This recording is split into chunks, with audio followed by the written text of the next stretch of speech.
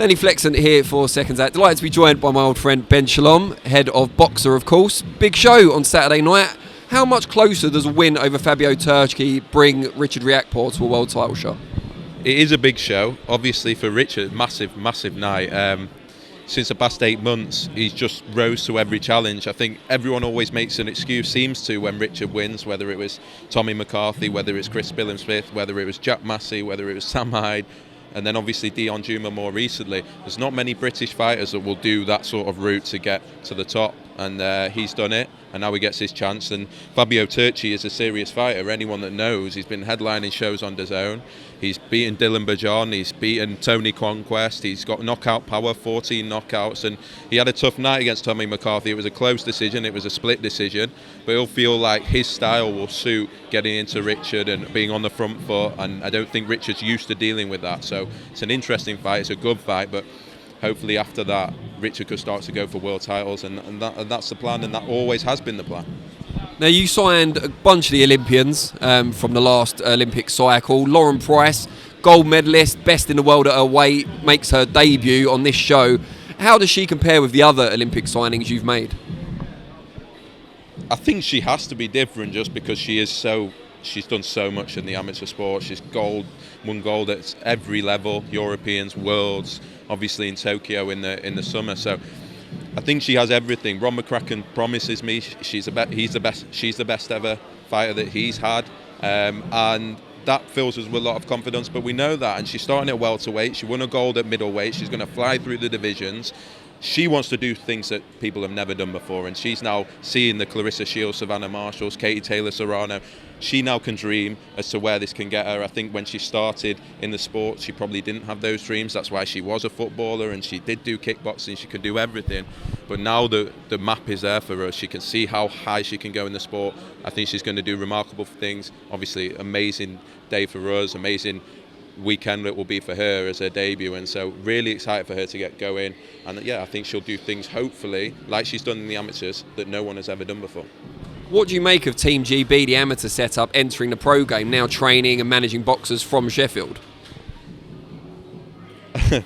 Good question. I mean, it's nothing to do with me. We just deal with her management. I think a lot's being made of it.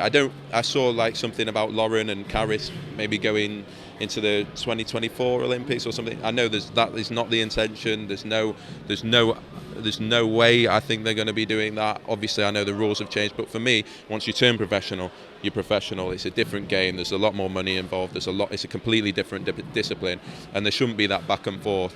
Who they're managed by, I think they feel safe with Rob McCracken. I think he's a great manager. I think he's perfect for them, and they want to continue to be trained by Rob, and that's good for us. They want that continuity, and this will just feel like an extension of what they've done for the past 4 or 5 years. Another big show recently announced, Michael Hunter, Hughie Fury, top of the bill. They've often been avoided fighters. How easy or not was it to get that fight over the line? It was difficult. Michael, I mean, I've been warned. He's a good guy. He's obviously, I think he's been messed around a lot in his career. This is a big fight for him as well. People talk about how big this is for Hughie, and it is massive. I mean, Hughie's been in there with a lot of the big guys, and we know that he's probably taken fights earlier than anyone would even dream of in his career, and he now takes another really tough test at 27 years old. It's for the regular belt eliminator. It's a crossroads fight for both of them, but for Michael, he's 33 years old now. Remember in the 2012 Olympics, everyone thought this guy was going to go on to amazing things. He's not, but he's still an extremely talented fighter. I think we now see that with what happened with McCauley a couple of weeks ago. I think we see that with now where Alexander Usyk is at. Michael Hunter, if he turns up, is one of the most ferocious fighters, I think, in the division.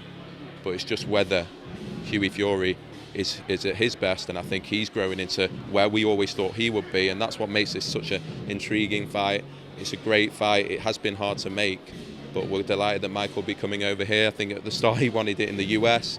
Now he comes to the UK, and it will go ahead in Manchester on July the 2nd. And it's hard to call, but I think Hughie has matured so much now that he feels confident with any heavyweight, and it'll be his time to prove it. He has a lot of doubters, and for me, really unfairly so. I think why would you try and encourage a young heavyweight not to go and take challenges, not to go and do what he's done in his career? Most heavyweights don't even get going till they hit their 30s, and so for me, this is a big opportunity for Hughie, and I expect him to take it. Are you aiming Hughie Fury, towards the winner of Dubois against Trevor Bryant, which takes place this weekend in Miami, or who holds the regular belt, of course, or towards Alexander Usyk, who holds the super title? I think with Hughie, he's so young that his 5-year plan, he'll be there when everyone else has gone. But I think he's very keen on the Dubois fight. He's very keen on the winner of Dubois Bryant. We've been assured by the WBA that this is a final eliminator and that is going to be ordered, and so we expect it to be ordered, and that's the fight that Hughie wants. That's why we're willing to go down this route, fight Michael Hunter, who no one else wants to fight, to get that opportunity, and I expect that to happen next, and that's exciting for the division. You know, you have the unifications going on and the world title fights and Usyk, Joshua, Fury. You need the rest of the division to be fighting each other, and I think this is what it allows this to do. It's almost like a 4-man tournament, we feel, and if Hughie can come through this, we'll be looking to winner of June 11th, Dubois Bryant, for his next opponent. And you mentioned when the rest of them have gone. Can I take from that you feel Tyson Fury will not be coming back from what he insists is a retirement?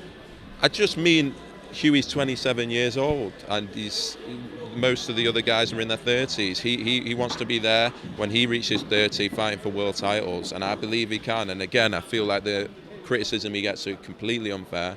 I think it's going to encourage fighters to avoid fights, which is exactly what we try and call for. And he's now 27 years old and coming into his prime, training with Peter, who's is obviously completely dedicated to him, and is very, very confident about this fight. And credit to them, because every time people question him, he comes out and he takes another tough fight. It doesn't scare him off. He doesn't think, right, I'm going to take an easy ride like most of the division for the next few fights. He jumps straight back in, and I really respect that.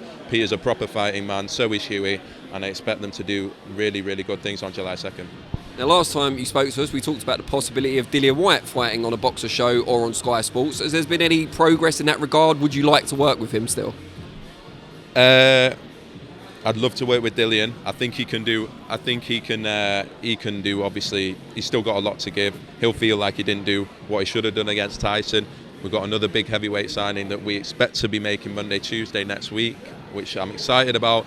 And we will talk to Dillian, as will everyone, and see what he wants to do next. But I think he's going to take a bit of time, regroup, and they expect the old Dillian White to come back and show what a great fighter he is. And just last one before we go, another heavyweight fight that was announced recently, not for Boxer, but Dereck Chisora coming back against Kubrat Pulev.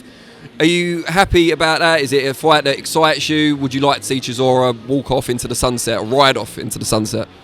I know there's a lot of people in Sky that have been very close to Dereck and would like to see him retire. They care about him. They've been involved in so many of his great fights. And no comment from me. I think it's up to him what he wants. Obviously, you do hope that fighters check out at the right time and you see when it goes wrong, but he'll know himself whether it's time or whether it's not. And as I say, I know there's people that think he should be retiring now, as they think Pulev should be retiring now, but it is what it is, and fair play to them. And I don't know where they're at with their careers and what they want to do and what they have left to achieve, and so that's up to them.